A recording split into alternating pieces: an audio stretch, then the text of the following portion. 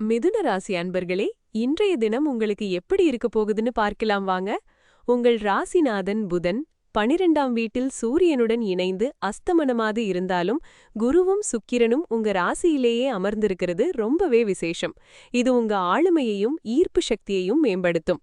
அதனால முக்கியமான முடிவுகள் எடுக்கும்போது மட்டும் ஒரு முறைக்கு இருமுறை யோசிச்சு செயல்படுவது நல்லது. குருவின் அருளால் உங்களுக்கு நல்ல ஞானமும் தெளிவும் கிடைக்கும். களத்திர ஸ்தானமான 7ஆம் வீட்டை குரு பார்ப்பதால் உறவுகளில் நல்லிணக்கம் ஏற்படும். குடும்பத்தில் சந்தோஷம் கூடும்.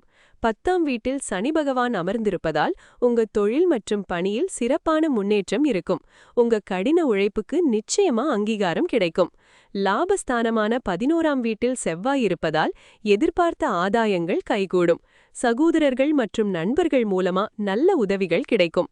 3ஆம் வீட்டில் சந்திரன் மற்றும் கேது இருப்பதால் துணிச்சலான முடிவுகளை எடுப்பீர்கள்.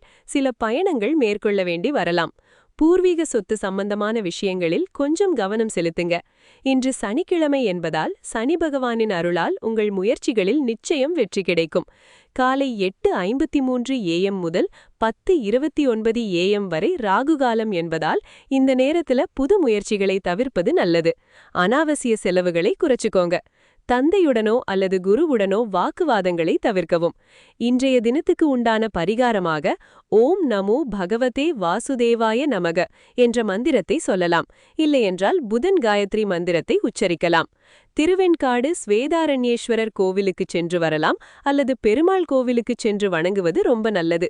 பச்சை பயிறு தானம் செய்வது, மாணவர்களுக்கு கல்வி உதவிகள் செய்வது, தினமும் விஷ்ணு சகஸ்ரநாமம் கேட்பது போன்ற நற்செயல்களை செய்யலாம்.